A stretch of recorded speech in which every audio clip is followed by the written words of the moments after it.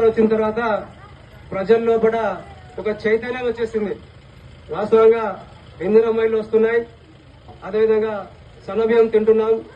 ఇవన్నిటిని చూస్తే current bill free వస్తుంది, అదేవిధంగా మనకు 500 యూనిట్లు కరెంటు ఫ్రీగా వస్తుంది. మరి ఇవన్నీ ఆలోచించి కేవలం కాంగ్రెస్ అభ్యర్థుల్ని మాత్రమే విజయం సాధించేలా దీవించాలని ఇక్కడికి వచ్చిన ప్రతి ఒక్కరిని పేరున కోరుతా ఉన్నాను. ముఖ్యంగా రాబోయే 2వ విడతలో కూడా మా గ్రామానికి ఇందిరమ్మ ఇళ్లు 50 కేటాయించాలని ఈ సందర్భంగా ఎమ్మెల్యే గారికి రిక్వెస్ట్ చేస్తున్నాం. అదేవిధంగా మా గ్రామంలో ఉండేటువంటి సమస్యలపైన కూడా వారికి ఒక విన్నపం ఇచ్చాం. వాటిపైన తగిన క్లారిటీ ఇస్తారు.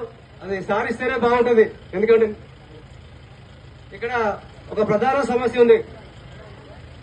ఎలక్షన్ కోడ్ కాబట్టి సార్ చెప్పలేరు. దయచేసి ఇక్కడికి వచ్చిన అందరికీ పేరున విన్నపం. ఇక్కడ ప్రతి బీఆర్ఎస్ పార్టీ వాళ్ళు మన పార్టీ పైన బురద చల్లుతా ఉన్నారు.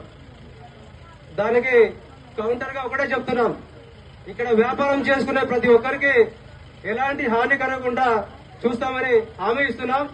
అది మన ప్రియతమ ఎమ్మెల్యే గారి సహకారంతో, జిల్లా నాయకులు, మండల నాయకులు గారి అదే సీనియర్ నాయకుల సహకారంతో చేస్తాం. దీని మీద ప్రత్యక్ష బీఆర్ఎస్ వాళ్ళు రకరకాల కుట్రలు పండుతా ఉన్నారు. దీన్ని ప్రత్యేకంగా గుర్తుపెట్టుకోవాల్సిన అవసరం ఉంది. అదేవిధంగా ఎమ్మెల్యే గారికి ఇంకొక విషయం చెప్పాం. మన యాత్రాస్థలమైనటువంటి ఈ ప్రధాన చెరువు కట్ట ఉంది కదా, దాన్ని కూడా డెవలప్ చేసి పర్యాటక కేంద్రంగా తీర్చిదిద్దాలని ఒక విన్నపం చేశాం. అదేవిధంగా ఈ మధ్య కాలంలో ఇప్పుడే సార్ చెప్తా ఉన్నారు, మనకు ఆ పర్యాటక కేంద్రం కోసం చేసుకోవాల్సిన సందర్భంలో నిధులు ఆల్రెడీ 10 కోట్ల రూపాయలు పెండింగ్ లో ఉన్నాయని నాకు తెలుస్తుంది. ఇది గుర్తు పెట్టుకోవాలి. మన విజయంలో కీలక పాత్ర కావాలి. ప్రతి ఒక్కరికి పేరున చెప్తున్నాను. ఇక్కడ వార్డు మెంబర్ గా నిలబడ్డ అభ్యర్థులు, సర్పంచ్ గా నిలబడ్డ ప్రతి ఒక్క అభ్యర్థిని భారీ మెజార్టీతో గెలిపిస్తారని ఆశిస్తున్నాం.